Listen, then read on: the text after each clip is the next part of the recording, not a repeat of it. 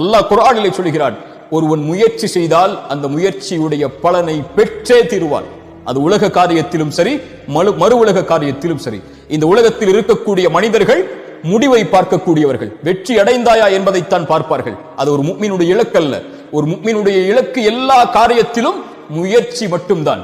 எல்லா காரியத்திலும் முழு மூச்சோடு உடலை தயார்படுத்துவதாக இருந்தாலும், உள்ளத்தை தயார்படுத்துவதாக இருந்தாலும், தன் குடும்பத்தை தயார்படுத்துவதாக இருந்தாலும், தன் செல்வத்தை தயார்படுத்துவதாக இருந்தாலும், தன்னுடைய சமூக அந்தஸ்தை உயர்த்துவதாக இருந்தாலும், ஈமானுடைய காரியங்களிலும் மறு உலக காரியங்களிலும் உலகத்தில் யார் அவர்களோடு வாழ்ந்தாலும் அதில் 10ல் 1 அவன் ஒருபோதும் வாழ்ந்து மடிய மாட்டான்.